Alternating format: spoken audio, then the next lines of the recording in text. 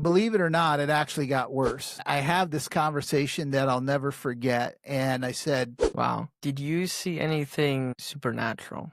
deathly ill multiple times, four-wheeler accident, flipped over, landed on top of me, multiple broken ribs. How do people know that they're called somewhere?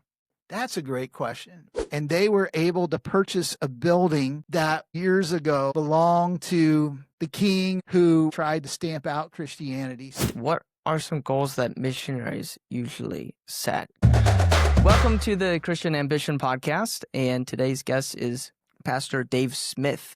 He's the current director for ODBM, a missions agency. He grew up in Papua New Guinea, and we're going to talk about what is BAM. If that's something you haven't heard about, I'm sure this will be interesting. Business as missions and other cool things. Glad to have you here. Just thinking it'd be fun to start with kind of your a little mini biography and where did you grow up?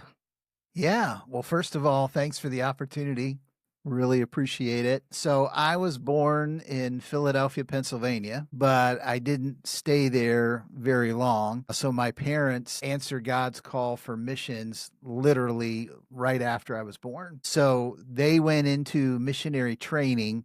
And back in that day, so this was like 1970, the mission that they were with, you had to go through like 2 years of specific missionary training. And one of the things they had to do was to live up in the mountains. This is in central western Pennsylvania where they were at, and literally cut down tree limbs, build your own, like pretending you're in the jungle.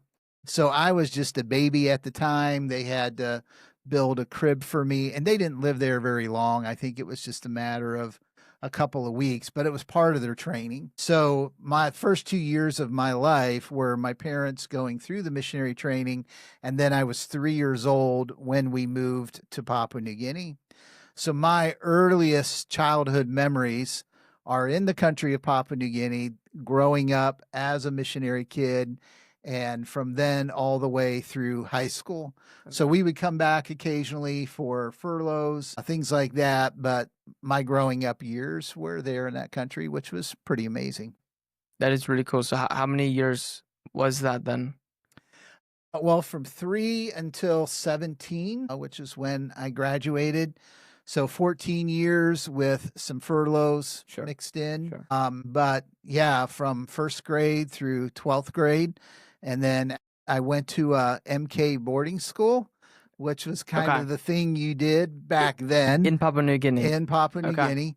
Now, my early years, my parents served at the school. So I was with them. And then my high school years, I was in a boarding dorm with other MKs, and my parents were in a different location. And probably like a lot of just kids that grow up in a Christian home, I was a pretty good kid, but apathetic and kind of just going through the motions. I was pretty happy with my life there. I had my MK friends, had my Papua New Guinean friends, just a typical kid, enjoyed sports and different stuff. And there in New Guinea, you're swimming in the rivers, you're climbing mountains, going down waterfalls. Dirt bikes was a big part of the MK culture. Loved riding dirt bikes. So it was a good life, if you will. My junior year of high school, God started working in my heart, and it's like, okay, what am I really living for? And I believe I was genuinely converted, came to Christ around the age of 5, but I'd never been baptized. And so it was my junior year that I got serious, and it's like, I want to live for Christ. And remember working through that decision, started being serious about my walk with God, devotional, prayer life, got baptized in a national church in a river. And I just really started being serious about, I want to live for Jesus. And then my senior year was this huge trial. And, sometimes God allows that, is you work through the process of the decision, I want to live for Christ. And then God allows things to test your faith. So my senior year, I'm in the boarding school. My parents are working in a different location. They're driving to the coast, and they're in a terrible car Oh, accident. wow. And my mom was killed instantly. My dad was fine. So that shock just came out of nowhere. So literally, they were at the boarding school the day of the accident, and that morning, a typical senior in high school, I'm just like, yeah, goodbye, see ya. I'll see ya in a couple of days type of thing. And then that night I find out she's gone. So that really stretched my faith, and like, God, I don't get this. My parents have sacrificed to serve you. I'm trying to serve you. I'm trying to be serious and about my walk with you. And now all this has happened. And then, believe it or not, it actually got worse. So we had the funeral there, and my mom is buried in Papua New Guinea. And the accident happened by another vehicle coming the opposite direction. And later we found out that vehicle was driven by a government official. And a lot of times in third world countries, well, it's everywhere, you have corruption. Sure. So he caused the accident. He forced my dad off the road. But because he was a government official, the police, after the funeral and everything, told my dad, come down. We need you to file these reports. Well, when he went back to where everything happened to file the reports, they arrested him and charged him for manslaughter. Now, other missionaries helped pay the bail to get him out, but my dad had to stand trial. Yeah. And I'm a senior in high school, and I actually sat in the courtroom for one of the hearings, and I'm watching my dad on trial, and just bitterness just started welling up. And it's like, God, I don't understand what you're doing. And I was just months away from my graduation. And I remember thinking, after I graduate from high school, I'm going to leave this place and I never want to come back again. God intervened. To make a long story short, the magistrate, the judge over the case, I don't know if he was a Christian or not, but he was a man of integrity. And he could see the police brought just all kinds of false evidence, and that my dad hadn't done anything wrong. It was just a terrible accident. And if anybody was at fault, it was the other driver. So he dismissed the case, threw the case out of court, and my dad was set free. So shortly after that happens, I'm done. I assume my dad is done. And I have this conversation that I'll never forget. And I said, after I graduate, my older brother and older sister were already in the States. My younger brother was just 10 years old. And I just assumed we're all going back to the States. We're done. Sure. And my dad said, no, you go back to go to college, but I'm going to stay because God's calling on my life hasn't changed. And that kind of just hit me between the eyes. And I'm like, what do you mean? And again, growing up in a Christian home, I'd been in Bible class all my life. I had heard about faith all my life, heard about walking by faith, Proverbs 3, 5, and 6, trust in the Lord with all your heart. I knew all that. But through this trial, I'm watching my dad show me how to actually walk and live that way.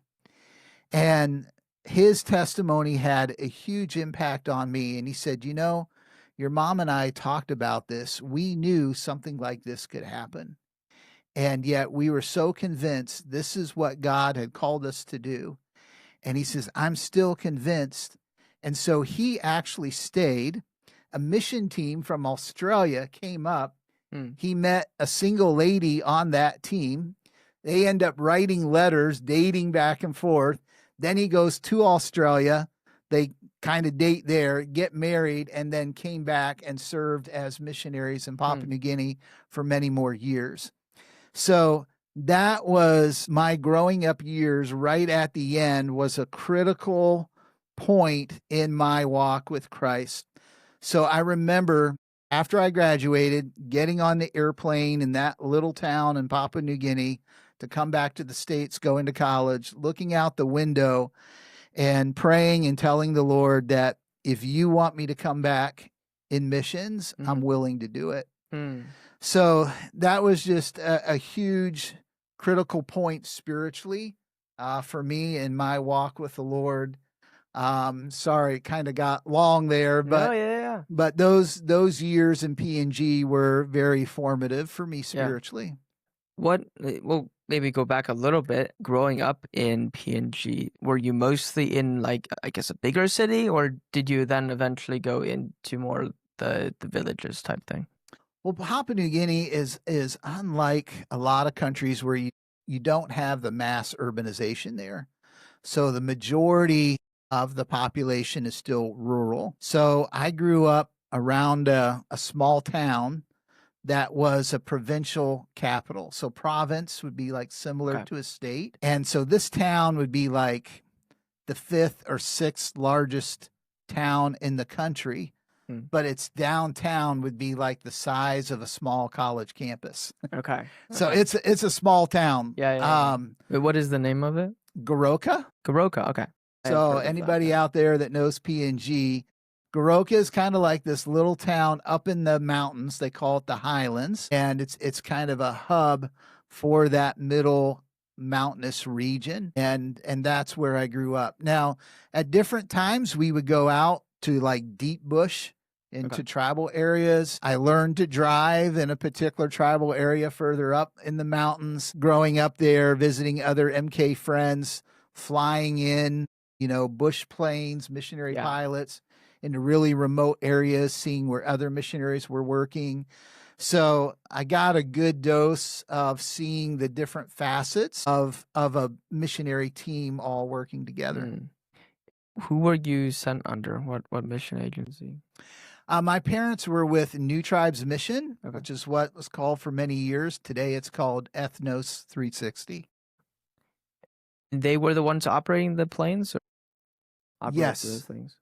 So when I was young, they got their first plane, then their second plane. Today they've got planes, helicopters. So they would fly their own missionaries, and then MAF, Missionary Aviation Fellowship, which is pretty well known. They also operate in the country. So growing up, I'd fly with both. And then later, as my wife and I went back as missionaries, have flown with both. That was really cool. That's really cool. I think it'd be fun to do some bush flying. It is. Yeah. It's amazing. If you like flying in those small aircraft is a lot of fun. You can get a little nervous at times, but overall it's a blast. That is really fun. Missionary bush pilots are really gifted. What they do is pretty incredible. Wow. What was, maybe tell a story of going really deep into the jungle or whatever it's called. Is it called jungle? Is that what it's, or woods? In New Guinea, they typically call it bush. The bush, deep into the bush. Into the bush. And in Australia, they'll often call it that as well, like outback and stuff like that. So I don't know if it was kind of adopted. And it's different from like the Amazon or others. There are parts that are very similar to like a tropical rainforest. Okay. But overall they call it the bush. So probably some of the best stories are my wife and I, when we went back as missionaries, we moved into a region called Simbai, and this is a Kalam language group, a language group of about 30,000 people. So from Goroka, you get in one of these little mission airplanes. It's about a 40 to 45 minute flight. Okay. And you're basically in the middle of nowhere. There are no roads that connect a town with that area. So the only way in and out is flying in an airplane or walking for 2 to 3 days to get to a road to eventually get to a town. So very remote. And what we did is we lived near an airstrip, so we could fly supplies, and everything has to be flown in, from fuel to food to toothpaste to light bulbs to printer anything you're going to use, it's got to be flown in. And then at one point I had 3 4-wheelers, so we would use 4-wheelers to get around to the different villages. So we were working in multiple villages at the same time, and the four-wheelers were an amazing tool that you could go most places. Okay. So there were trails, and then sometimes you could only go so far, park the four-wheeler, and then hike to get to where you're going. Very mountainous, very up and down, very rained most of the year, so it's muddy, and that's where the four-wheelers would come in handy. But yeah, it's working with these churches. Everybody lives in grass huts. They completely live off of the land, growing crops, raising pigs, chickens, hunting with bows and arrows. One of the nicknames for Papua New Guinea is the land that time forgot. And you kind of feel it when you're there, like you're just in the middle of nowhere. So it's fascinating. And then doing ministry in that context, learning the language, learning the worldview, the culture of the people, just sitting in the grass huts around the little fires with them, building relationships, doing Bible studies. And then we really focused on training national leaders and helping them to plant new churches and new villages, and actually helping them to start their own little mission agency and do missions to other tribal groups, that different language, but other tribal groups. And to do that, some of their missionaries would literally have to walk a day or two to go. But it's just a different life. But being with people like that, you learn so much. You're humbled. You see God at work through them. I was just there last year, and they held a missions conference at the first church. So the first church was the host church, and there were over 900 believers coming from 30 churches, and they're all walking to come to this missions conference. Wow. And so flew in on the plane. I've got this amazing video where I'm sitting up front with the pilot coming into this bush airstrip, and then worshiping together with all these believers and with a heart for spreading the gospel. So even though they're poor, they're in a primitive, remote context, grasping that Great Commission. It's like, what can we do to spread the gospel further out? So it's amazing, and I love going back there. That is really cool. What do they have electricity and things like that in some of those towns? So the main towns have electricity, but once you get out, most don't. So then you're using a generator, or you're using solar.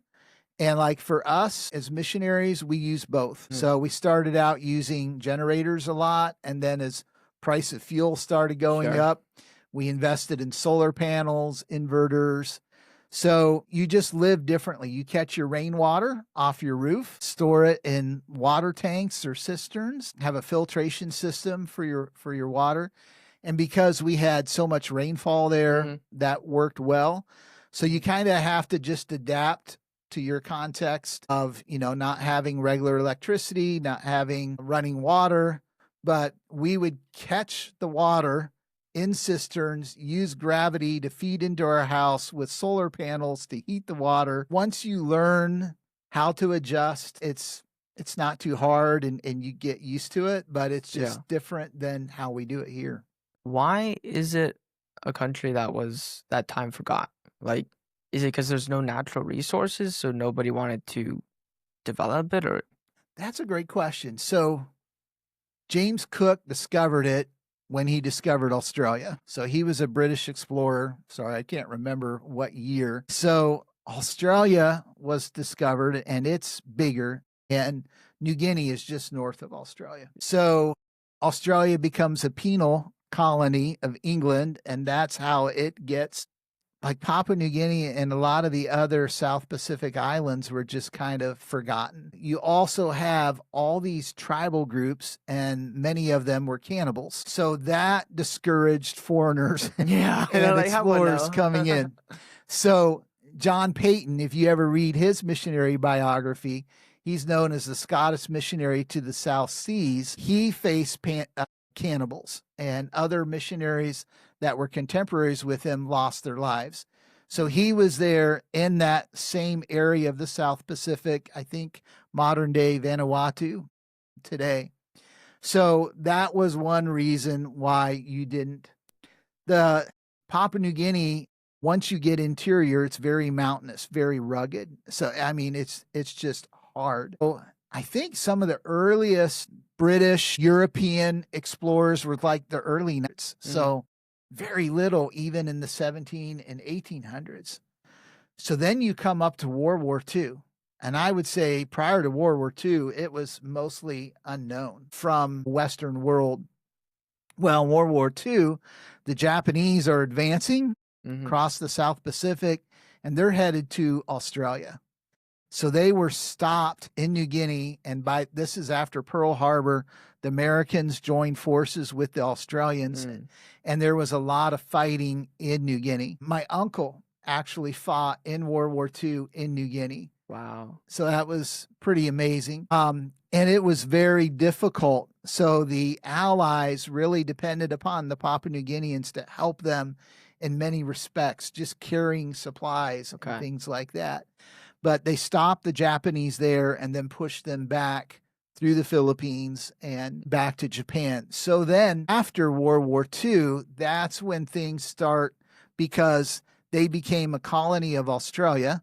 Australia starts to set up infrastructure, and that's when things really start gaining traction. So evangelical missions, you really don't see a significant start until the 90s, and then gets some momentum in the 60s, 70s, and then by the 80s, you got a lot of missionaries there. There were Darlene Diebler Rose wrote a book. She and her husband were on the island of New Guinea prior to World War II. They were captured by the Japanese. He died, sadly, in the camp. She survived, and she wrote a book, Evidence Not Seen. But she and her husband were one of the very few that I know of that were prior to World War II. Very interesting. What do the natives think when they see a missionary show up? How do you start that relationship, and what are they usually thinking? Like, where in the world you came from? And I would say that that's changed over the years. I would say back in the 70s and 80s, very favorable to foreigners. Unfortunately, being under Australia, they gained their independence in 1975. So this year they celebrated their 50th anniversary. So if you study countries that have gone through colonial periods, there's a lot of good, bad, and ugly. And so that happened in PNG, probably not as severe as what you see in other countries. But Australia did a good job of setting up some initial infrastructure. But over time, like after they gained independence, there was a little bit of, we want to be on our own. And so coming in as an American, because we were not the colonial country that was in charge, but we were outsiders, they were a little more receptive to us. And then I would say, and this is probably the case worldwide, but in urban environments, people are a little more closed and restricted. You have a lot more people there, but people are busy. They're just trying to make a life for themselves in the city. And so it's often harder.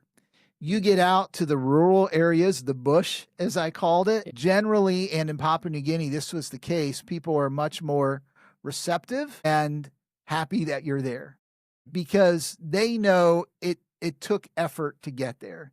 So like our Simbai people overall were very warm, very friendly, very receptive. And of course, when we went in, we were past the era of the tribal fighting and the cannibals. But even growing up, when there was a lot of tribal fighting, as long as missionaries, we didn't stick our nose in where it didn't belong, we were fine. And I never, felt like my life was significantly at risk. I remember as a kid watching multiple tribal fights where you're watching the arrows flying back and forth.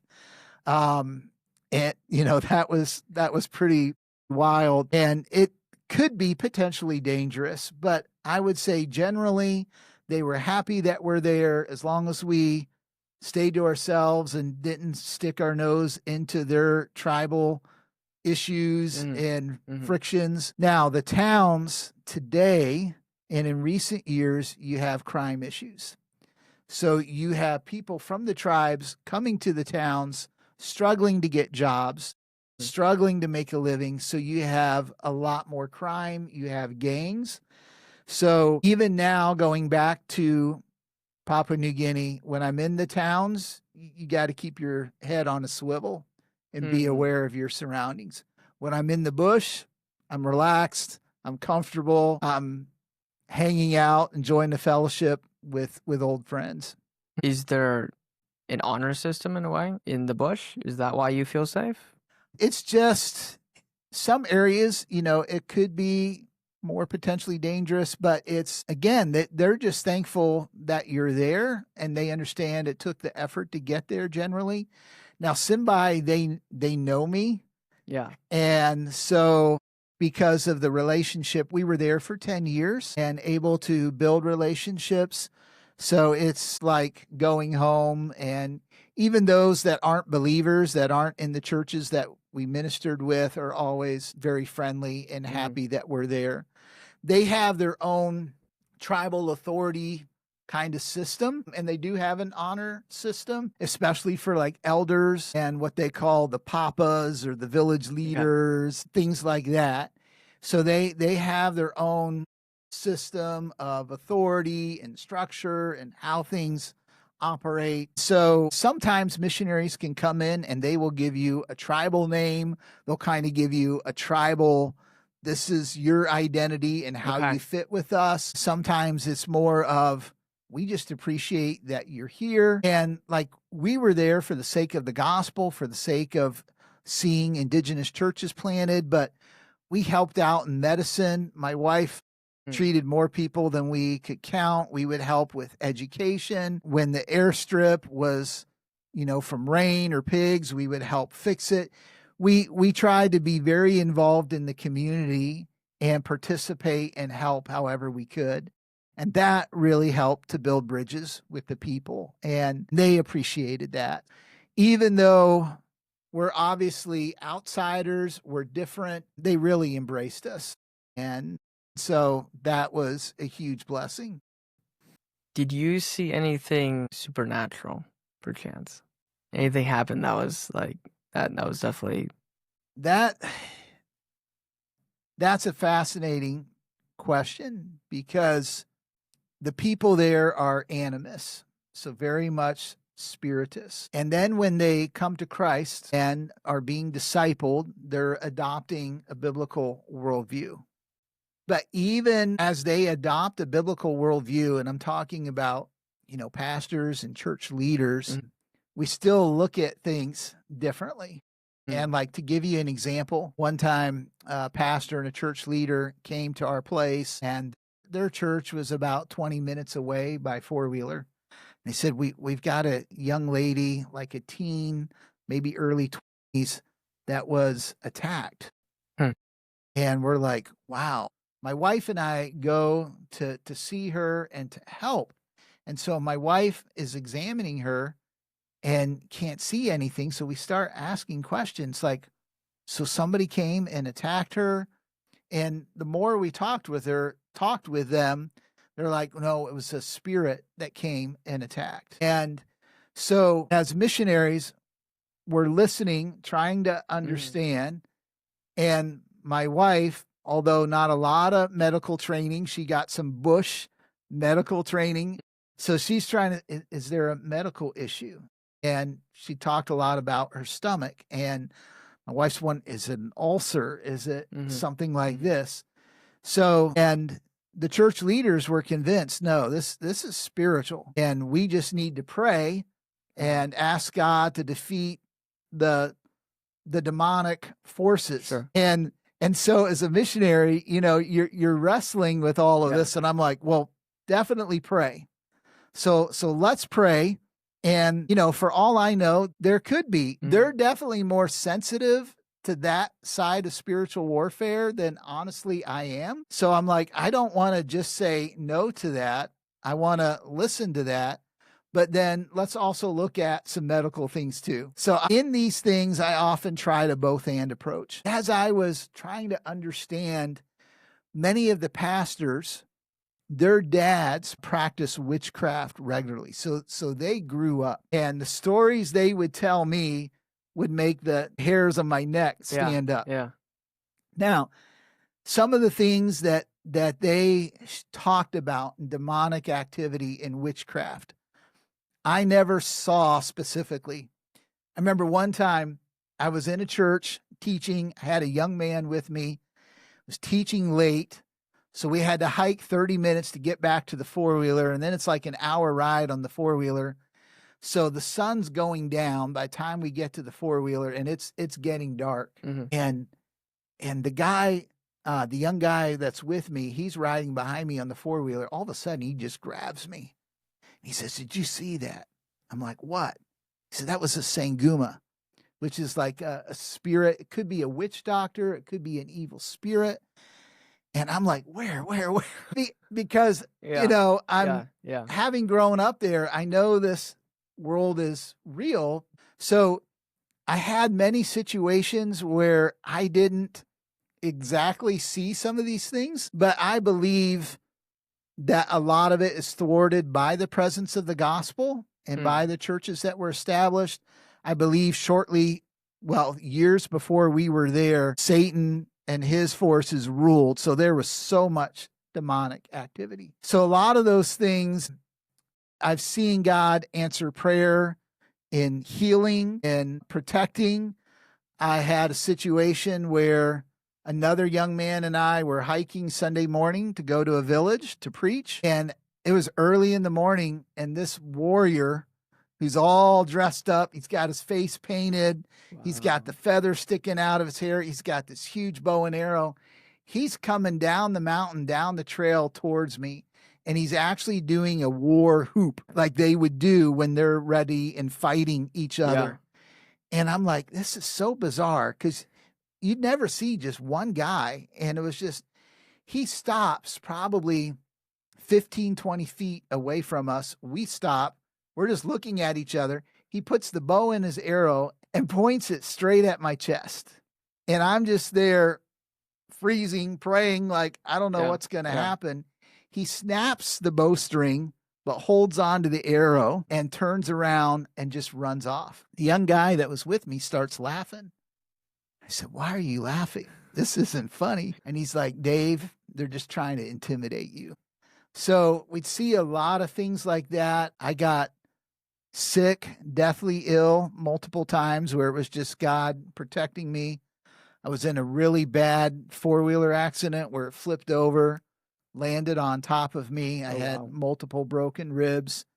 So we've seen God intervene and work in people's hearts. And so I've heard countless stories of pretty, spirit world types of things. I can't say that I've personally seen a lot of those. And so as a missionary, just kind of navigating that was always interesting and challenging at times. Interesting for sure. Yeah. Very cool. I guess continuing on your story, so you go to college. Where did you go to college? So my undergrad, I went to Pensacola Christian College. Oh no. I'm a Bob Jones guys. Oh no. Yeah, that's kind of hard being here in Greenville. And I had a couple other MK friends that went to Pensacola. Nobody in my class was going to BJ for whatever reason. I had some that went to Cedarville, Masters, Houghton College up in New York. But when you're at an MK school, we're all from different parts of the country. And so after graduation, it's pretty emotional because the likelihood of seeing each other again is hard. But there were a few of us that went to Pensacola, and honestly, the big magnet, if you will, was they offered really good scholarships for MKs, and I think pastors' kids as well. And with the work program, and it was already lower costs. So, my parents weren't able to help me at all, But through those scholarships, through those programs and working on campus, I could just go through school without any debt. So honestly, that was the big attraction for me, which led me down there. Makes sense. Where did you go from there? So after I graduated, I majored in business and computers. I had a heart for missions. And like every missions conference, I'd go forward, but I didn't know, is God really calling me into missions, or is that the only thing that I know because of growing up? So I was pretty good in math. I liked math. At that time, I started college in 87. So computers were just blowing up. PCs and all that were just blowing up. And I knew computers were going to change everything. And I had done a little bit of like basic programming in high school. And I thought, okay, I'm going to focus on computers and business and however God uses it. So then after I graduated, I got a job here in Greenville, South Carolina. So that's what brought me to Greenville. I really didn't know a lot of people here. I knew about Bob Jones, obviously, with the fun rivalry between the two schools. So, and then one guy that I knew from Pennsylvania, which is where I was originally from, went to BJ, was here in the area, and we became roommates, shared an apartment, and he went to Morningside Baptist Church. So I started going to Morningside, and I loved the missions emphasis there. And they had a thriving young adult career group. And that's where I met my wife, Sean. So things just kind of clicked pretty quickly. Got the job, had a friend, started going to Morningside. Sean and I didn't start dating right away. It was several months, and kind of the rest is history, I guess. And so you got a job doing computers and things? Yeah, software. So my company sold a software package for small to medium-sized distributors. So it handled inventory, sales, receivables, all your accounting. So it was like the package for distributorship. And what I did was when a company would buy the package, they would have customization stuff that they needed done. Sure. So I was a programmer, software designer that did those customized things. And I really enjoyed it because even though I was doing programming, I was working for different companies. So one was an electrical distributor, one was a plumbing distributor, one was parts for garbage trucks, one was Perception Kayak that makes kayaks. So I learned all different kinds of businesses through working with the guys and modifying their software for them. So it was interesting to me. I really liked the job. I really enjoyed doing that. And so what was the next stage of life then? Because you end up on the field again. Right. How did that happen? So Sean and I met. We dated for about a year and a half. Got married. And so I'm working for that software company, and she's working, and we're serving in our church at Morningside. And all that was really good. And from the time we were dating, we talked about missions and just prayed honestly about it. And I didn't want to put a ton of pressure on her. Her dad was a pastor, so she grew up in a pastor's home and really had a heart for ministry.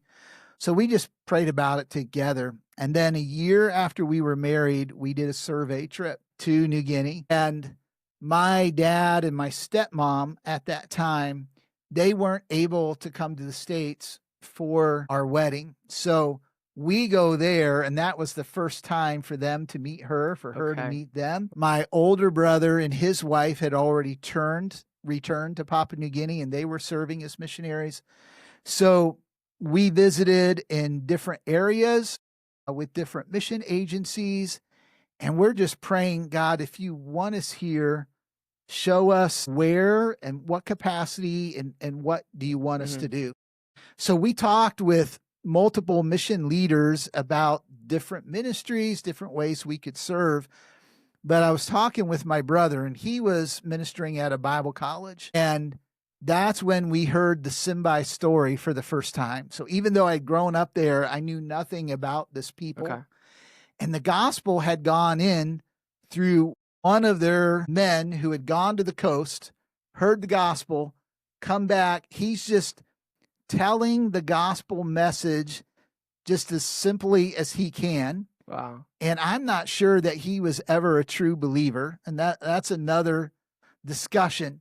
But he's just telling God sent his son, Yeah. who came to this earth, died on the cross, rose again, that to take our sin. And it was just the Holy Spirit at work where people are believing. And I believe there was genuine Wow. conversions, and they knew they needed help. So they elected 2 guys who hiked for 2 days that found a Baptist missionary in another area.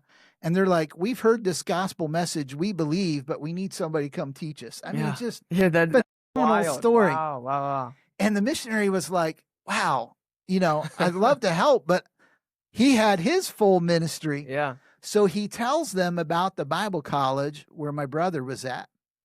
So those 2 go back, meet with the other group of believers. They elect 5 men to send those 5 men to go to Bible college. Wow. So my brother's telling me about it. And then another missionary couple that were working at the Bible college, they meet these students. So they start flying in, I think it was with MAF on the weekends, to start meeting with these believers. So then we meet with this couple, and they're like, after our youngest daughter, because they were older than us, graduates from high school, we want to move in there, but we want another family to move in with us. Mm-hmm. So on the long flight across the Pacific coming back, my wife, Sean, and I, are just talking about this, and we were both 100% convinced that the Holy Spirit wanted us to go into Simbai. And from then on, it's like, this is what we're going to do. So we started that path. I remember talking with my boss, and this is mid to late 90s. So we're hitting Y2K. Back then was a huge thing. Yes. Everybody was petrified because all the computer software was just going to blow up. It didn't happen. But like our software, it only had 2 digits for the year. So he was like, all of our clients, we've got to update. But he was a believer, and he worked out an amazing deal. He's like, hey, if you work with me, I'm going to support you guys. I'm going to help you with your startup funds. And so God just worked through all of that even when we were on our, what we call deputation ministry, going around, I could work whenever I was in town. And so he was so good to me, and just an incredible relationship through that company that helped us get started, that then launched us to go as missionaries. Yeah. Wait.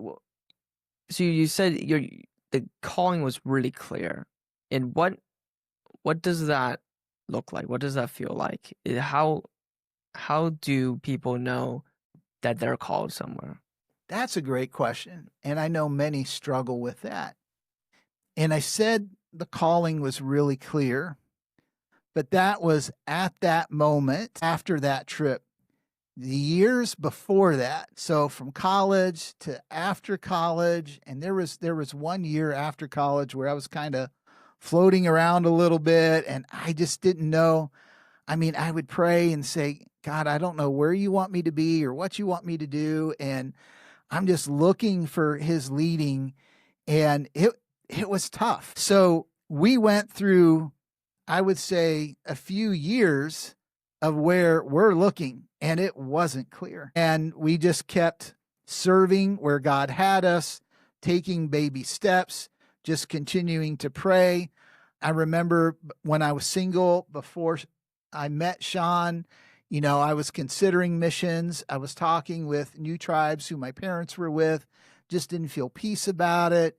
And then I'm like, am I wimping out? Am I not willing to obey God, or is this just not the right time? And it wasn't the right time. And so I try to encourage a lot of younger people that are going through that process. Don't get discouraged, because I believe it is a process. And there is a point where the Holy Spirit will make it clear, but it doesn't happen fast usually. Sometimes it does, but usually it doesn't, and it didn't for us. So, but as we just continued to work through that process, to be patient, to serve in our church here at home, both of us got heavily involved in serving, then taking the survey trip. And leading up to that survey trip, I mean, we were praying like crazy. We could only, because to get time off of work, my boss gave me 3 weeks off, which was a lot from this end. But just traveling there and back is like 3 to 4 days. So we had like 2.5 weeks. And I'm like, I don't know, that's enough time to really survey different ministries. And so we were just praying, and God answered our prayer in a way that we never expected, through some college students hearing about what God was doing in Simbai. But, and Sean and I were so busy that while we were there, we didn't have a lot of time to talk with each other. Okay. And, we're just thinking about it, praying about it. But on that long Qantas flight across the Pacific, we were just both like, this is what God wants us to do. And then we got back, remember meeting with our pastor in his office, and I got maps, I got pictures. We were just so excited because it was like, okay, now the Lord is making clear. So it happens, but it is a process. And so sometimes you just got to work through that process and be faithful in the little steps until the Lord kind of brings it into focus and makes it clear. Yeah. Stay faithful, be doing things, and through those doing things, opportunities crop up, and then you can look at it and like, well, we'll try this opportunity. No, well, this one's actually really exciting. For whatever reason, I have a desire, a feeling that must be from God. I really want to chase after this. That's kind of how it works. Is that right? Summarization? Yeah, and I agree with your point of, you've got to be willing to pursue open doors. And we hear the whole analogy, you can't drive a parked car, but it's true. So you got to be active. If you're just sitting in the pew, so to speak, or sitting on the couch and just waiting for God to give you some massive vision or something, that could happen. Probably not. But if you're active and you're serving and you're pursuing opportunities, and if it's missions, going on mission trips, and there may be some things where it's a closed door, but the next one may be the open door. So I totally agree with your point. Be active, be knocking on doors, figuratively checking out different things, and then see how God leads. So you talked about a little bit of that time while you both were serving there. And I guess I don't know how long ago that would be from today when you came back. So we served in Simbai from 2000 to 2010. And then we've been back here in the States in my role as director of Open Door for the past 15 years. And then a lot of that time, I also served as the missions pastor at Morningside. Okay. So there was like the 90s of working, serving in the church, survey, 2000 to 2010, Papua New Guinea, last 15 years here in the States. Okay. And so what does mission director entail of an agency? So our agency, Open Door Baptist Missions, is a small one. It's a ministry of a local church, Morningside, that our church started in 1990.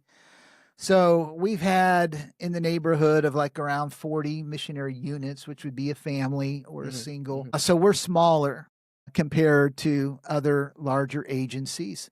So for me, what that means is you wear a lot of hats. Sure. So we have a great staff, and I've loved serving with our staff.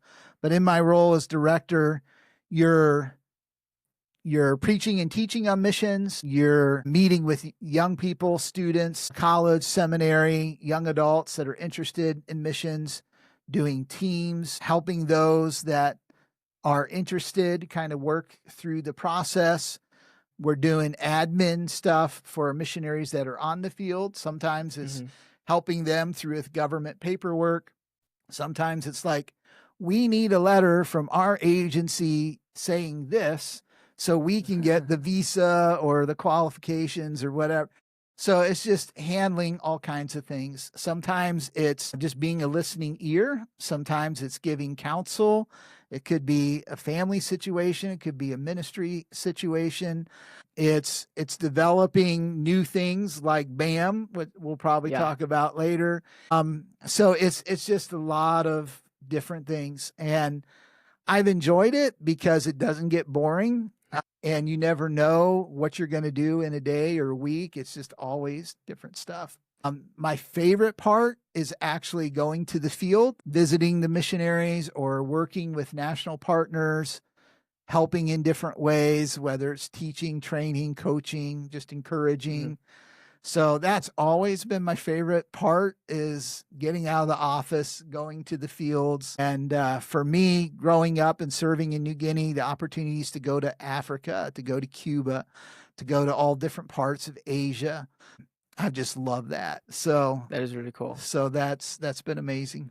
Is there a specific mission of Open Door Baptist Missions, or between agencies, is it usually the same mission, support missionaries, or is there like a specific differentiator, I guess? I would say different agencies can have different focus. Like some agencies will focus on a particular geographical area. Some will focus like on South America or Africa. Even though Open Door is smaller, we're kind of spread out.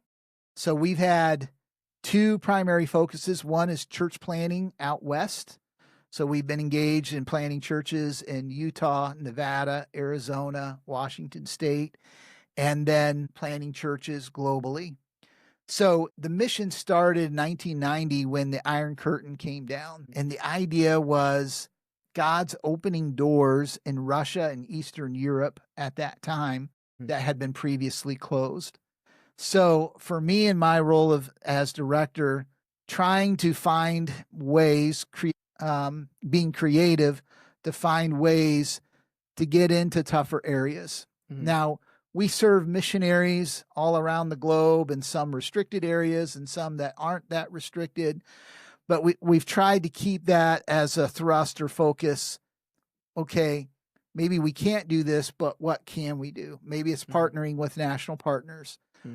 Maybe it's helping some get into really difficult countries in Asia where they're kind of going undercover. They're using business to get in there. So for me, that's been kind of a thrust of, especially the difficult, the 1040 window, the unreached areas. What can we do?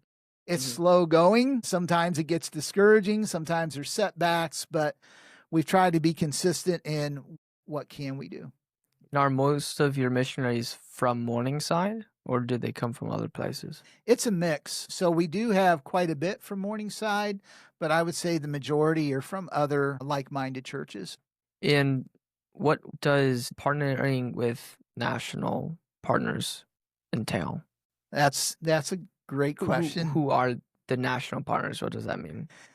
So, and a lot is happening with that, and I'll try not to get too long. So many times my answers are too long. So a typical model in the past that we've seen with nationals is those from foreign countries come to the States, go to Bible college, like BJU's had the Timothy program. They finish, maybe go to seminary, then they'll join a U.S. agency. And that's happened with Open Door. It's happened with other agencies, and churches will support them here in the States and they go back. So that's a model that has been helpful and useful, especially in countries where it's really hard to send Americans or other Western missionaries. Another model that I'm really excited about is because while that model's good, it has limitations. You can't send everyone here, and a lot of times those that come here decide not to go back. They get settled here, they marry here, get involved in work, church life here, and don't go back. So what I've been involved with Open Door, we've used that model, but used that model to springboard helping them to start their own mission movements.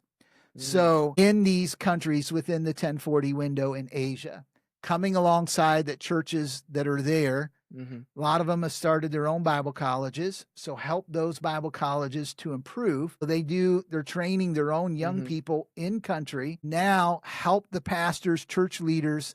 Let's start your own mission agency. And at first, that idea kind of blows them away a little bit because the only model, no, go to the States, join with a U.S. agency. They're the experts, which is kind of true. America borrowed off of England. England did all the mission stuff, but then we needed to do our own, and Adoniram Judson and others kind of birthed that. So that's what we're trying to do in Asia, help them take those next steps. And that's what I've been really excited about, is coming alongside and saying, we'll help you. You can do this.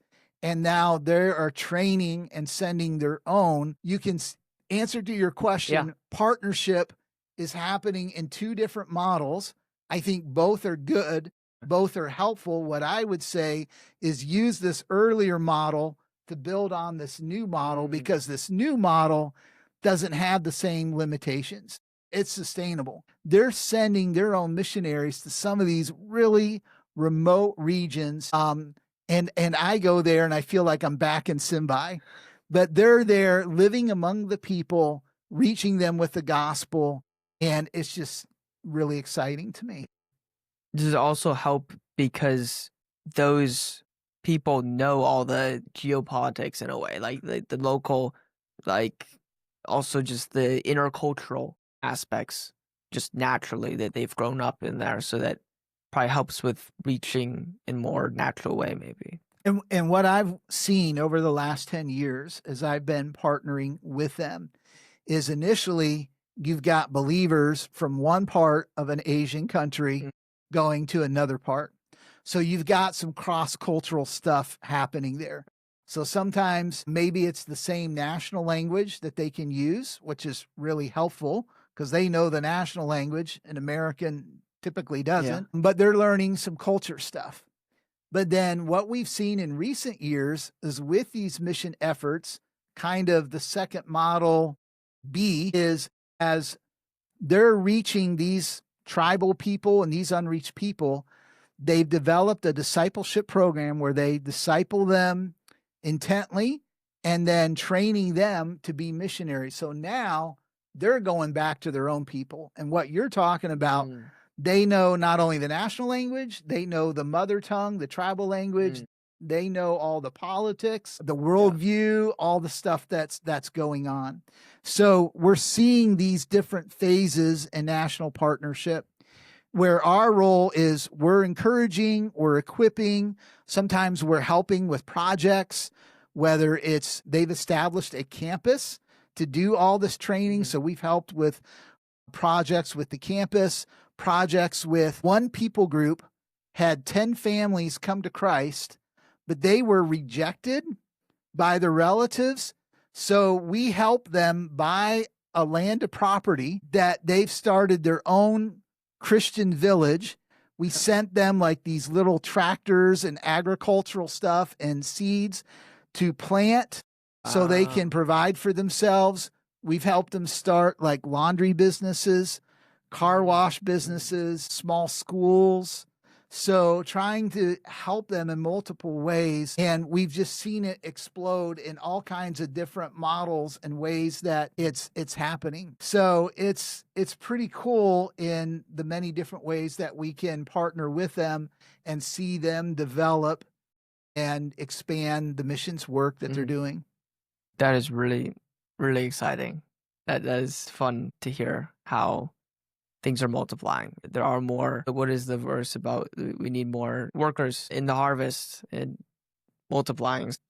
It seems like, especially growing up in America and you're in a church, and then usually that church is connected to one agency a lot of times, it seems, or at least that's my experience. I don't know if that's universal. And so you a lot of times only see that segment of those missionaries.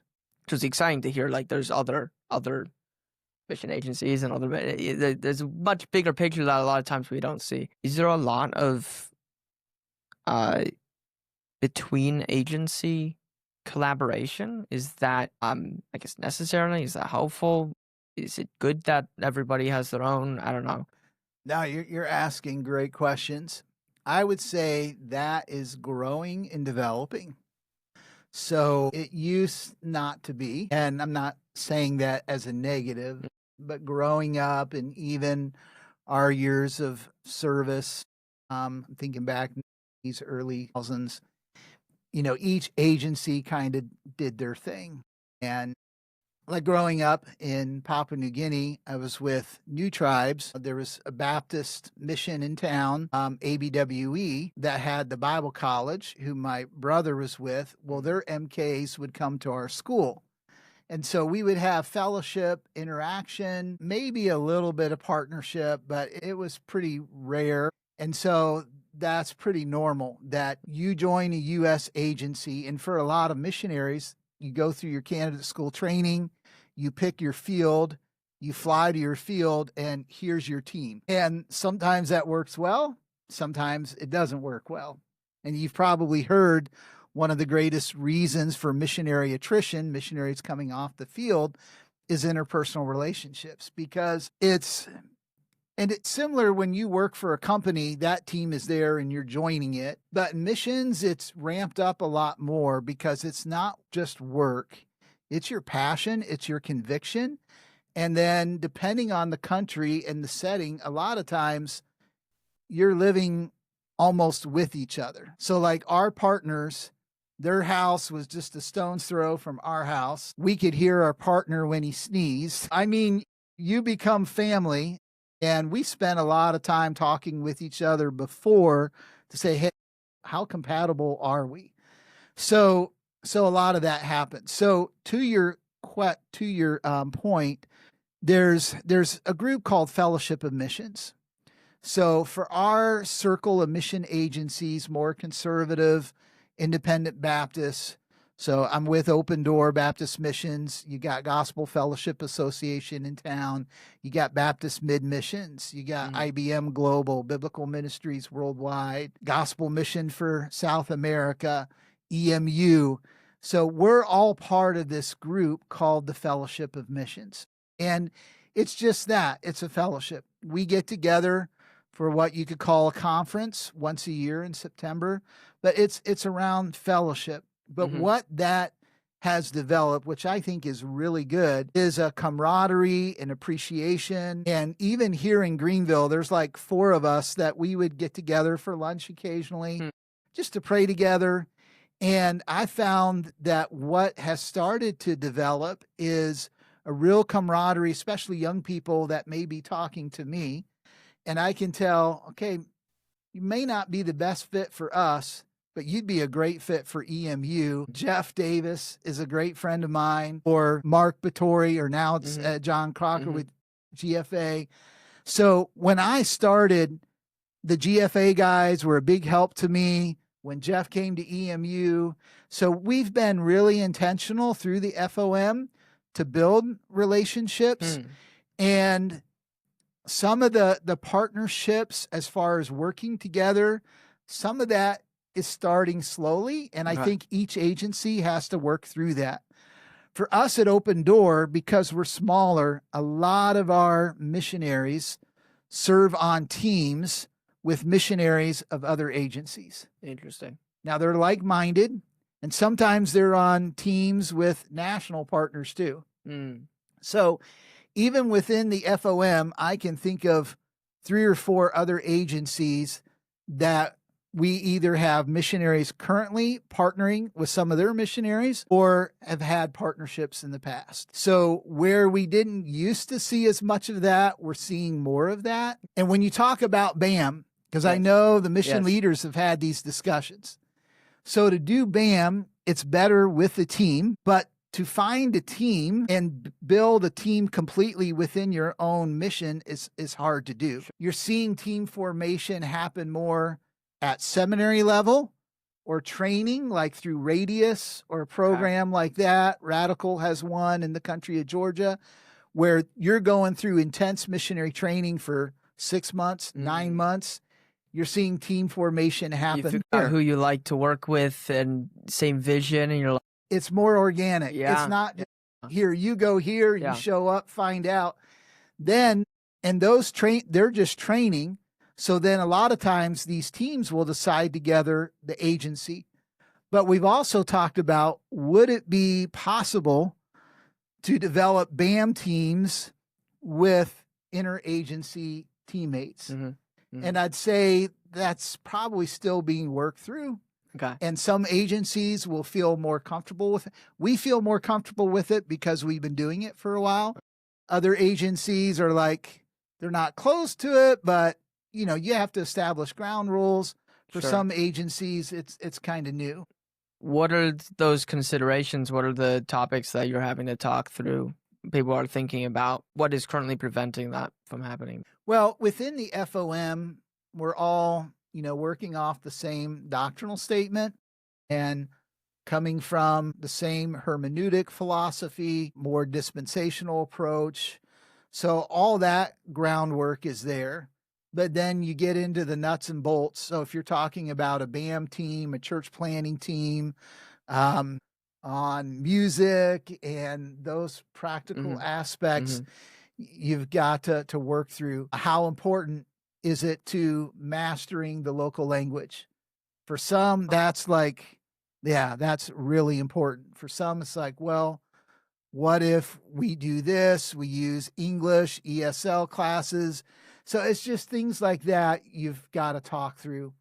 And then what I've done in past years in my role as director, when our missionaries would form teams with others, is what's our ground rules? How is this going to work? And then make sure you got an exit strategy. So if things go south, how is this going to work? So the missionaries that are involved, they've got to be on the same page. Think through the entrance strategy, think through the exit strategy, and then their mission leaders and me, we've got to be on the same page. So I've been through some of that.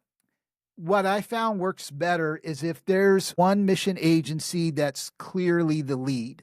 So maybe it's like, I can think of one example. We have a single lady working in South America in a college ministry.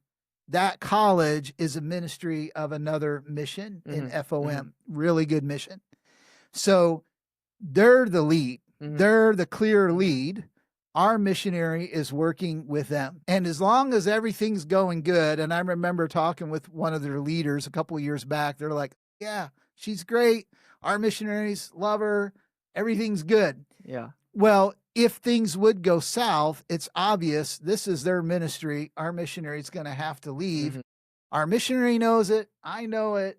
This is how it works. Be clear on that, because what you don't want is something blows up and then it falls apart, and then the nationals are just left like on their own. Yeah. We had a reverse scenario where it was our team and it was our property, our campus. We had a church, a Christian school, and there was a couple with another agency that wanted to come. And thankfully, there was like an apartment already on campus. And I advised them, don't build your own house, because if there's a problem, then that makes things really difficult. Yeah. So they just stayed in an apartment that was already on campus. And then we had our exit strategy. Yeah.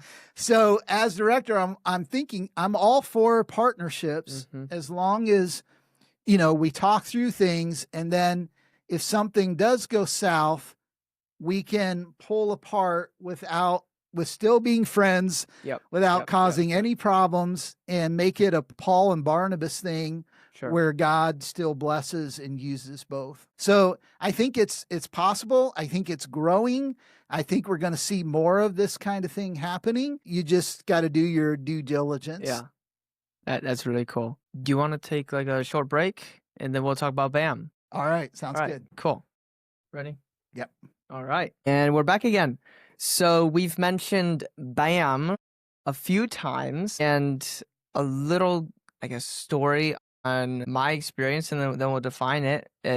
So I went to Bob Jones, and then there's an organization called Missions Advance, and that's how I heard of this BAM retreat. And that's when I we'll talk more about what that is, but that's where I met you, and then found out about this really cool thing, something that I was looking for, because I'm like, I'm business.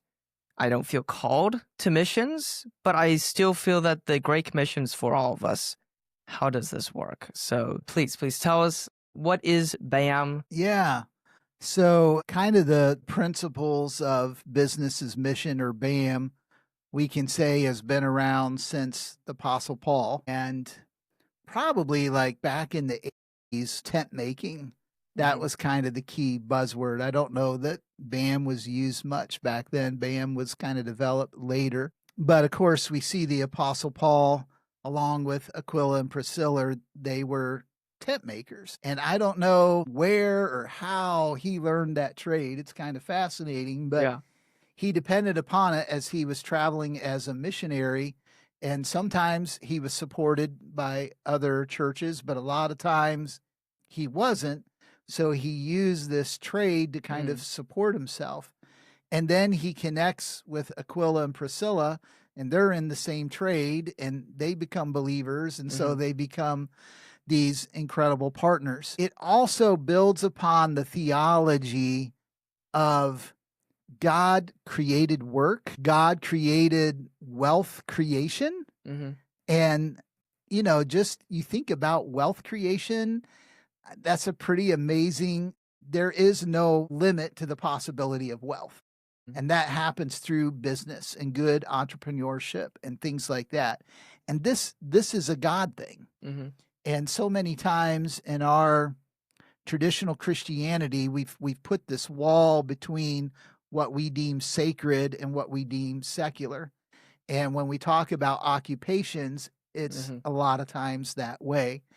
And so what I think the business as missions movement, if you will, does is try to remove that and say, no, like you were talking about, we all need to be on mission for Christ. We all need to be concerned with our neighbors and with the nations. And it's all ultimately for the glory of God. And as a disciple of Christ, if my primary focus is to glorify God in everything that I do, the nations are a part of that.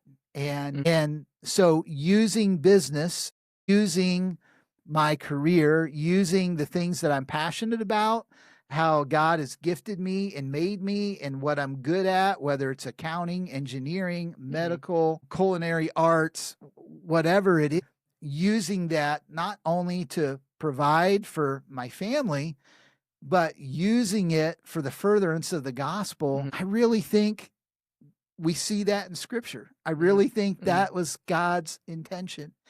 So then when you start thinking strategically about missions, then you think about close countries and the 1040 window. And sometimes that's kind of skewed things a bit, because what happened for quite a while, then it was like, well, I'm a missionary going to this country, but I'm going to use this as my platform. And I get it, but I think in some ways it may have hurt things a bit, because it pulls away from this theology that I was just talking about. And now you're just using it as a platform, and you don't want to go into a country of where you're being, you know, somewhat deceptive almost. It's more like business as a loophole. Instead of the actual mission. And so then that just causes all kinds of, but if you go into a country genuinely for business with your career, it may be working for a company there. A lot of times we'll call that bivocational. It may be starting a business in that particular country. And then you're serving in that capacity, but you're serving as an ambassador for Christ. And plus it just makes sense. If you're in North Africa and a local guy comes up to you and introduces himself and you're having a conversation and he asks you, what do you do? And you say, I'm a missionary from America that's using this platform. You're probably not going to say that. But if he picks up on that, I mean, that's a barrier right away. But if you say, I'm an engineer or I'm an entrepreneur and I've started this business and I've been fascinated with your country, and he may suspect already, because you're an American, that you might be a Christian. Sure. And most governments don't have a problem with that. Mhm. Governments that we usually think of opposed to Christianity, sometimes they're flat out opposed to all Christianity, but a lot of times it's, are you saying who you are? Are you coming in to proselytize, Mhm. which we are coming to share the gospel and make Yep. disciples? But BAM done well is a way, it's a good theology, and it's a good way to be on mission for Christ. One of the reasons why we started the retreats is, as I felt many college students were like you said, I'm not a missionary. When we started the retreats and started talking about business and how you could use a chocolate business to help advance the gospel or start your own gym, and we try to talk about many different examples of many different kinds of businesses, how it's a win-win. It's a good business. Your passion is fulfilled, but you're also advancing the gospel. I just see it as an amazing tool, an amazing win-win. And I've seen it with yourself and many other college students where it's just like, it just starts to open the eyes a little bit and expand the thinking because of these ideas that have been out there. And so really wanted to open something up for students of all majors. Definitely, we love missions majors, Bible majors, but of all majors, to just talk about how we can develop our skills and develop our passion for Christ and talk about creative ways that those can come together for the advance of the gospel and to declare God's glory to the nations. So I enjoyed it. My own experience in business, I learned a lot from it. And even though as missionaries, we were in more of a traditional role, now in what we're doing with our national partnerships, we're seeing more of this business as mission, or now some are calling it CAM, career as missions. Yes. And I'm seeing a lot of our missionaries are in that bivocational role where they're teaching at a university, or they're working in a particular context, or they're using their expertise. It may be music, it may be language, it may be leadership, to serve overseas and to partner. So I've seen God use people in multiple facets of this BAM world, and there's a lot of different ways you can define it and slice it and use it, but I've seen God use it. And with the BAM retreat, it's been a blessing to me to see how it's been a help and blessing to students. What is the history of the BAM retreat?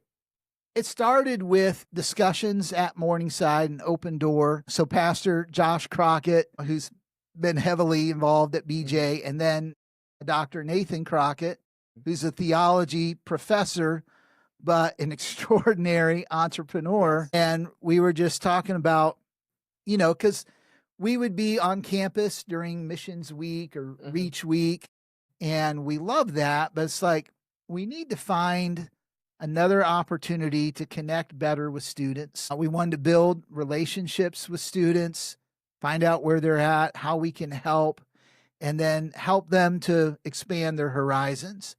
So I had known about BAM for a long time, kind of fascinated with it, read a lot about it. And so through those discussions, we came up with the idea, and our first one was in 21. Well, we were going to try to do it in 20 and COVID squashed it. In 21, it was still challenging with COVID. And Dr. Nathan Crockett has been a huge help. And in most of the years, we've done it at Elijah's Harbor in Tennessee, which he owns. And that's been an incredible blessing. So it kind of developed this conversation of, okay, what can we do? We got the idea. Let's try it. And the first year was rough because of COVID. But after the second year, I mean, it just started getting momentum. We kind of max out at this point. We're like, can't really take many more people.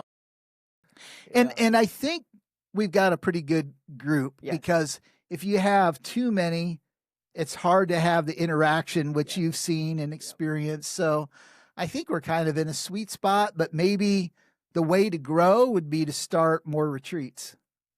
So that's something that you and I have talked about. That'd be really, really exciting. So we'll see. Yeah. So this year, this coming years, would be the fifth. Would it be the fifth or sixth? No, 21, 20. So it'd be the fifth, right? It'll be the 6th. Sixth. So we'll be in 2026. And one was our first. Either Trying the to do 5th the, or I'm the trying to 6th. do the math here. It's 2021 to 2026. That should be 5, right? 2021, 22, 23, 24. This year was It 25. would be 6. Funny how that works out. Because you're taking with 1 and adding 5. Yeah. And I think I've been a part of 3, the last 3. Yep. And hope to return. Yeah. It's always so good. I have about 40 to 50 participants, and then anywhere from 4 to 6 speakers, something like that. Yeah, I think the most we've had's been like 7 or 8. Yeah. So we've had a good diversity, good group, good interaction. So this year it'll be that last weekend in February. So Pastor Jeriel Antoy is taking the lead, and I know you've been a big help to him. So I'm excited to see this transition and see how God blesses. Yeah, and one of the we're trying to rebrand it to Cam Retreat. Right.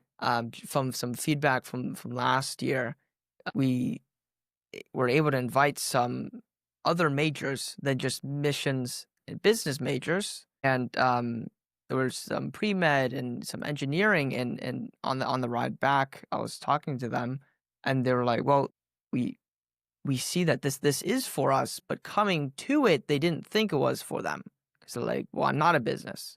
I'm not missions. I'm interested in missions, but I'm not. And so I was like, well, right. It's business is the vehicle. It actually doesn't matter what your career is or your major, but business is the vehicle that takes whatever that career is. If it's baking, okay, your career might be culinary, but you start a business. Business is the vehicle. And I'm like, why is this not clear? It's like right away when it's business, like, oh, not me.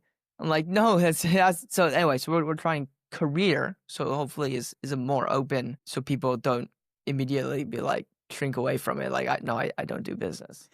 Yeah. What I've found over the past 5 years is it is a new concept for most college students. So, it kind of attracts their attention, using the BAM, just the acronym BAM, It does sound cool, yeah. So I think as the movement should stay BAM, but maybe the retreat CAM. I don't know. And I think CAM can have the same impact. And we wanted to make it a weekend retreat to be appealing, and we want it to be enjoyable. We want it, for the students to have a weekend to get away, and Elijah's Harbor's been perfect. Really good food, a lot of fun, interaction, and then, have really good, compelling sessions to introduce it. And then I love the Shark Tank things that we do. And even the formation of teams where we try to balance different majors, and so they can see the value that each one of them can bring to a team. So it's going in, they're like, well, this sounds like fun. I don't really know what it is, but okay, I'll sign up. And then you see them get more engaged. And we've had many like yourself that have come back. And so that was encouraging to me too, to see students come back and then tell other students. Yeah. And that's been the best thing is once you get students that get it, then they can tell other students, and it's so much better for students to hear about it from their peers and say, yeah, you got to come. Check it out. So God has been good, and that's worked pretty well. And you've been a key part of that as a student leader in the entrepreneurial network. And that's helped as well. The Entrepreneurial Network and the Missions Advance, 2 student groups at BJU, have been really helpful, and that generates awareness and interest with the students. Recruitment and everything. And it's an interesting thing because it's like you almost have to go and experience the whole thing. It's hard to just like explain the whole thing. Right. And it's like, no, it's like, it is transformative. And some of the speakers are just so really good. They all are. And some just show that, okay, maybe I don't necessarily even go to a field necessarily with this, but the whole idea of use whatever your work is to build redemptive relationships with coworkers, employees, with your customers. And those are relationships that you can build off of. And framing it that way is so cool because I can do that right now in America. Yeah. I don't have to necessarily take this business and career to a field. Like, this can happen here. Yeah, now I'll jump off of that. The whole national partnership that I was talking about. See, I think that with BAM and what you're talking about really dovetails well, because I agree with you. And our intent from the very beginning was we knew probably most of these students will live in the U.S. and work in professional. But if we can start to stir their hearts for the nations and think biblically about the nations and biblically about living on mission for Christ, then as they're serving in their professional capacity, and maybe some of them are starting businesses, and those seeds have been planted, the potential for partnership with missionaries, partnership with nationals who are on the front lines doing incredible things and using business like you're talking about, even those that are here in the States, can pour into them through training, through helping with projects, through even using their business as a tool to help, Asians start similar businesses. Yeah. I think there's just so much potential there. Yeah. And we're just trying to lay the foundation, plant the seeds. It's really the Holy Spirit, which to me is exciting, how he works in each individual, because God created every one of us. He gave us that gifting, that passion, whether it's for engineering or being a chef or medical or being an entrepreneur, and allowing God to orchestrate that and develop that. So I see the retreat being able to produce fruit. Now, you have to be patient with it because it's with college students and it takes time, to graduate, whether they go to grad school, get their career started. It takes time, but I'm excited to see how God uses it. Yeah. Do you know AJ Cherian? Yeah. Have you met? Yeah. So he was second podcast actually. Okay. And we were talking about how India is a self-proclaimed Hindu nationalist, or they want to become the first Hindu nationalist country, and how they're closing their doors to missions and specifically funding from like Europe or America going into directly to a mission, like a Bible college or something. Yep. They're closing that off. They can just cut it off at any time. Business, wide open. Super, super want that because they want to continue, GDP growth, all that stuff. Yep. And so that's a specific way how you can get money into the country. Because once it's in the country, it's going to a business that's creating true value. It's getting paid for that value, but then it can then gift, money to missions inside the country. So that's one really cool model. And then there's some of the other models. What are some stories, or stories of BAM in action? Oh, there's so many. To go back to AJ real quick. Yeah. His story is fascinating because his grandfather started the large Bible college and seminary there, kind of in the traditional role. But it's fascinating to see AJ's perspective. And I've been over there, and it's closing up fast. Even a month ago, I experienced some things that I probably shouldn't share publicly on a podcast, but it's changing fast. And I've talked with leaders there that share AJ's perspective, and it's neat, him as young as he is, to understand it. But they've said, India's closed to missions, but it's wide open to business. Mhm. And so understanding these things is really helpful. You may remember one of our speakers at the BAM retreat was in Albania, and which was Muslim closed country, and he started the Lincoln Center, which is adult education, and it's just blown up and grown, and they were able to purchase a building that had been previously, years and years ago, belonged to the king or ruler who was opposed to Christianity and tried to stamp out Christianity. So that today is this adult education center called the Lincoln Center, who I'll call him Rod. That's not his real name, but he went in for the purposes of the gospel and using BAM thinking of starting the school. Another one that you know well, that I'll protect their identity, was on an island, heavily Muslim country, started a gym. And I knew them, and I remember they were planning to go to that place, and they had the idea of starting a gym, but because it was a Muslim country, they didn't know if it would work.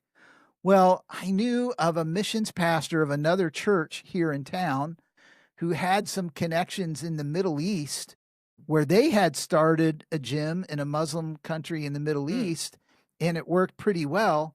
So we start networking, and then another gym here in town owned by Christians who's also come to the BAM retreat. Yes. They started donating equipment and talking with this missionary couple how to start a gym, everything they learned from their business. So then they started a gym business in that country, and they've had to since leave the country, but they were able to plant a church through the connections there that's still going today. So, and the thing I love about BAM is there's just so many examples of so many different fields, and somebody will come up with an idea like I never thought of, but God wired them that way. Yeah. And God uses it and blesses it, and it's so cool and amazing. The opportunities are endless, and I love creative thinking.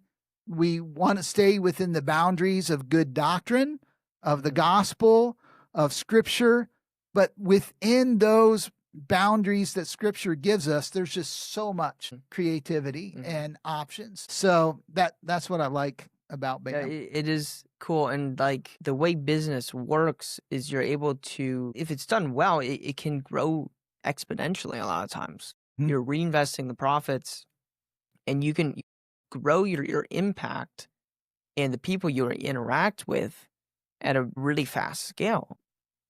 I remember last year we were talking with the Crockett's, and business done well in and of itself, without having to give them a tract along with the coffee or whatever, or nothing like that. Business done by itself is in a general revelation, right? Yeah. General revelation way, proclaiming God's glory. The same way the creation is. Business was created by God. That was a really cool way to think of it too. It's like just running a business well in a foreign country will get people being like, they're doing it differently. They're not doing the bribes and whatnot else, the corruption. What is different about this? And anyway, so that's a really, really cool aspect to business as missions. And the whole idea of you can give somebody a fish, or you can teach them how to fish. And so being able to be more independent, maybe get missionaries to the field faster because they don't have to raise as much money. And the church, the community can be supported by it. A lot of different cool things that can happen with that. Yeah. It's like with any ministry, there can be potential ditches or sidetracks that pull you off. And there have been those that have attacked or been negative on BAM. And I understand that. I understand where you can find concern. But to your point, it provides wonderful opportunities through doing business well for the glory of God. That opens up relationships, that opens up community connection, to your point of seeing good testimony, because so much business is corrupt. And then now if we stop there, then I think you're losing out on the ultimate value. So use that relationship, use that community impact to help with food needs in the community, and then take those next steps for the gospel and sharing the gospel, leading to Bible studies. And eventually what we want to see is people becoming disciples and indigenous churches planted. But I think BAM provides that wonderful foundation for everything that you said to take those next steps and build off of that. And I was chuckling because I was thinking the same thing. And even in the BAM retreat, we talk about you can give a man a fish, which feeds him for a day. You can teach him to fish, which feeds him for a lifetime. And then we add the next step. You can start a fishing business that can impact a community, be instrumental in planning a church, a lot of different things like that. So it's fun to brainstorm and think creatively of how we can apply gospel truth and Great Commission in creative ways to have an incredible impact in dark areas around the world. I know one I guess negative. Some people say like, well, you don't want the church that you're trying to plant to become dependent on the business or on the missionary, because the missionary is like, oh, I'm self-funded, I don't need you to be giving money, and other things like that. Can you talk to what are some of the things people might be wary of and be cautious about? And what are some of those things? With church planning, we use the term indigenous because we want it to be self-supporting, self-governing, self-propagating. And I think that's what we see the New Testament example of churches being established, becoming healthy, and making disciples, and then reproducing. And then Paul moved on. Right? The New Testament, Paul's model is amazing. The relatively short time that he was in areas, and he made disciples, he trained them, he established leaders, indigenous, local leaders, and then he moved on. And then those churches, you think of Ephesus, he was there for 2 years. And then it says throughout all Asia Minor, modern Turkey, the gospel permeated that area. And then Revelation 2 and 3, I believe the 7 churches there were probably part of that coming out of Ephesus. So that's what we want to see. And we want to think about our models. Even the traditional model of a foreign missionary, so American missionary going, evangelizing, planning a church, turning it over to a national pastor, that has challenges. And I've seen that growing up of, sometimes when the missionary's there, everything's good. When the missionary leaves, sometimes it gets dicey. So any model that you use, you've got to think about that indigenous philosophy and protect against that, because I believe the indigenous philosophy is biblical. We want to see that. So whether you're using a traditional model, a partnering model, a BAM model. So I would just say be aware of those things and be creative in establishing, but also be creative of what's sustaining. And if all your members are working in the same business, something happens to that business, that's going to be a huge economic impact. But so, you're thinking through that. Diversity is always a good thing. When you think of financial investments, you want to diversify. So even in what's sustaining things economically, diversify. So for our Simbai churches that were very poor, the people were all sustenance farmers. So their offerings might involve a little bit of money, but it involved more bananas and sweet potatoes and chickens, that they could give. And even tithing and giving work to help their pastor put the fence around his garden. So in contexts like that, as we serve there, is okay, how can they be indigenous? How can they support their church? It's going to look totally different than the way we do it in America and how we tithe and give, and even in missions. So most of our pastors had their own gardens. Some of them, would start and try little different businesses and things like that. But we were very big on teaching the people you need to be giving. And giving may look differently in your context, so working with them through that. So that's where establishing the church, you're not so business focused. You've got to focus on good church planning, good ecclesiology, teaching through the doctrines, making sure all those things are set up. And a huge thing is teaching your people in the church to be actively serving in the church and to be giving, to be participating. If you have that, then that goes a long way to the church becoming a healthy church. So you just have to be aware of the long-term consequences in a way. Yeah. Well, what are the outcroppings, and you have to be aware, and everything there's things to be cautious about. Because I grew up there and I saw what happened, unfortunately, a lot of times when missionaries left. A question that was always nagging me was, okay, when I leave, what's going to happen? And we were only there for 10 years. We expected to be there a lot longer, but I had really bad health and got to a point to where we had to leave. A lot of things that we did in starting ministries and how we set stuff up constantly tried to put things through the grid. Okay, if I'm gone in a year, what's going to happen? So that impacted the ministries that we started, how we started them. A lot of times we would be involved in casting vision, and maybe we thought there was a need for a youth ministry, but we wouldn't start it.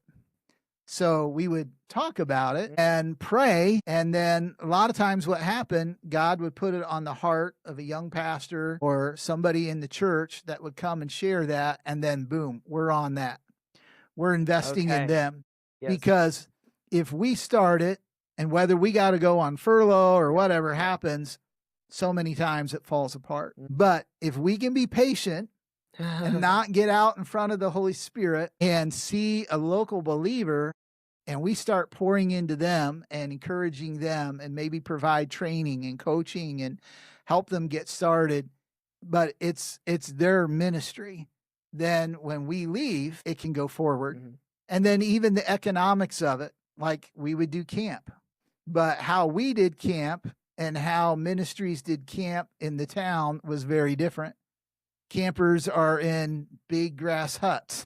Some of the town camps were more Americanized, where they're eating hamburgers and it's all bush food. It's all your spinach greens, your sweet potatoes. So thinking through things like that.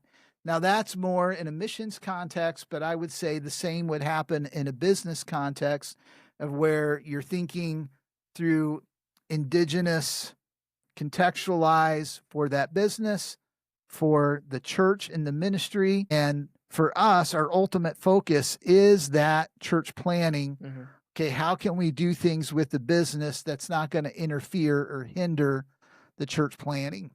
So I think different models can be used. You're going to have similar challenges. It's just thinking through that, evaluating it, being willing to make changes.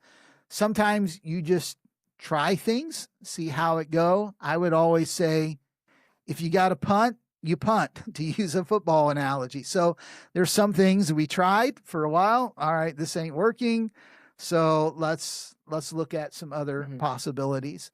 So I think in using business as mission or career as mission to do church planning. Yeah, that's cool. Pivoting a little bit, it's the new year in 2 days. And a lot of people are doing resolutions and goal settings. And a question popped into my mind. What are some goals that missionaries usually set? Because we all know that you can't force souls to be saved. Wow. Another great question. All of us should want to be faithful. And being faithful, I think, is really important.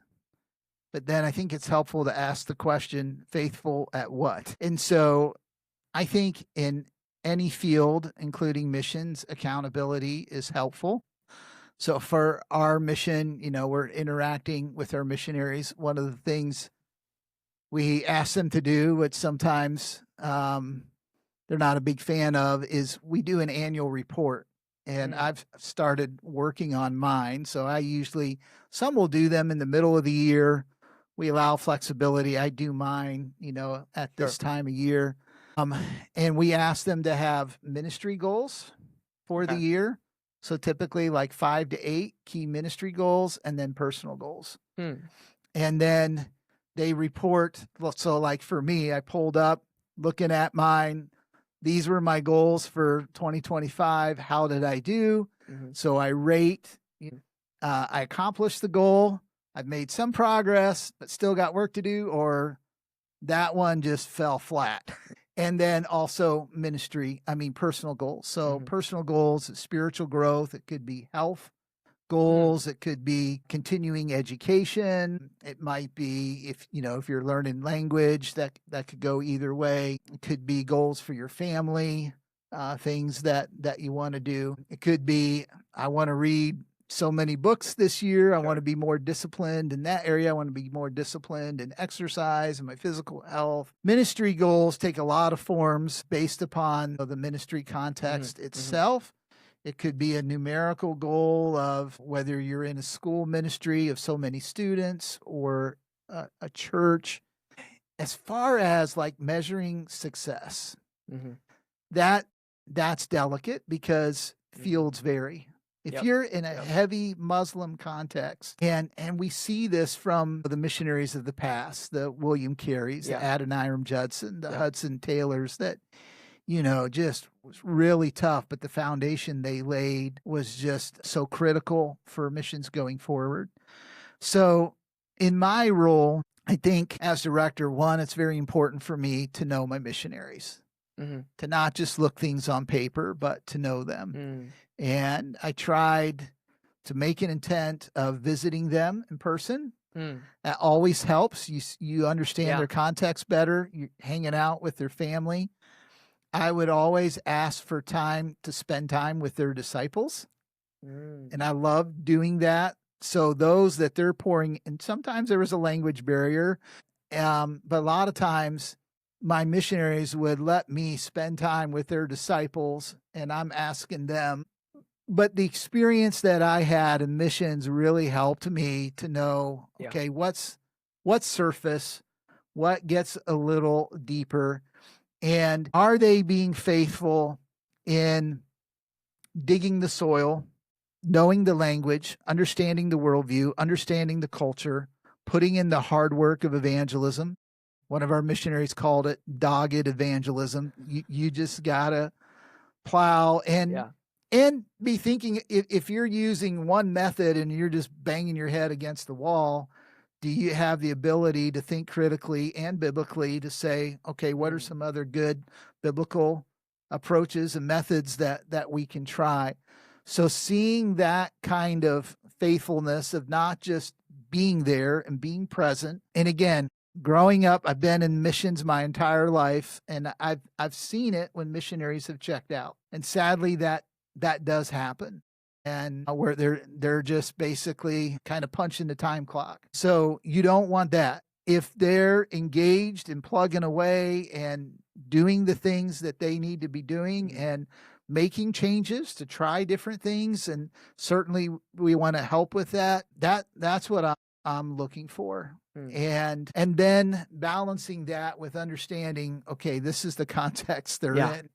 To use a U.S. context, planning a church in the Southeast is going to be different than planning the church in the Northwest. Very, very different world, different soils. And sometimes you've got to dig up that soil and cultivate that soil before it's ready for seed to produce and bear fruit. So those are the things that I look at. But as mission leaders, you've got to take the time to know your missionaries, understand where they're at. And sometimes they may be struggling and they just need encouraged. So they haven't given up, they haven't checked out, but they're going through some tough times, and you face a lot of failure. You face a lot of no and opposition. And so sometimes they're really down, but I can see positive things. And Okay. part of it is I'm not there in the grind week after week. And sometimes I try to encourage them and like, man, I get it. And man, I'm going to pray for you. But I see this and I see this. So you're doing fine. Just keep doing what you're doing. Keep plugging away. And God is at work. It just is going to take time. So sometimes trying to encourage them in those ways. So, but in my role over the last 15 years, when people would ask, you know, how can we pray for you? I would say usually my top prayer request was for wisdom. And because I love working with missionaries, I love working with national partners, but need wisdom in how to help them and not to miss things, to be a blessing, encouragement to them. And sometimes, you know, I felt so inadequate. And so the wisdom for them, the wisdom for me, and the different roles that we play is so critical and helpful. Well, in closing, we'll move towards closing this podcast. What is a favorite book of yours outside the Bible? Oh, wow. So I love missions books. Robert Coleman's Master Plan of Evangelism is a classic on making disciples, and he just goes through studying Jesus and how he made disciples. So that had a huge impact on me as a missionary. Biographies of Adoniram Judson to the Golden Shore. And because I've been in that country a lot, I love that. Paul Schleierlein, one of our open door missionaries in Africa, wrote a biography on John Payton, who I mentioned about being in the South Pacific, Ministry to the Cannibals. And that's a newer book. And I'm biased because I love Paul, but he did a great job with that. The first half is a short biography of Payton. The second half is mission principles. So I love missions books. Piper has some classics on Let the Nations Be Glad, and sometimes I'll read those again, and just to continue to get a good biblical foundation and perspective on missions. But I love missiology. I love mission biographies. So those are always my go-to. That's really cool. What is your favorite Bible verse? Proverbs 3, 5, and 6. And because it's a verse I'm always learning and growing in, to trust in the Lord with all my heart, and that 100%, continuing to grow in that, and to not lean on my own understanding, but to completely acknowledge him, trust him, follow him, let him direct my paths. I've seen him do it throughout my life, and I'm continuing to learn and apply that biblical truth as well. That is really cool. The society I was a part of at Bob Jones, the Cavaliers, our theme verse is Proverbs 3, 5, and 6. So yeah, it's a good very one. Cool. Good. Well, that is, we're going to conclude it right there. I hope you really enjoyed this. If you got all the way here, please share this with a friend, somebody who you might be talking about like missions and biblical things, and somebody who you think would get value out of this. And yeah, thank you. Oh, thank you. It's been a blast. Fun. All right, there you go.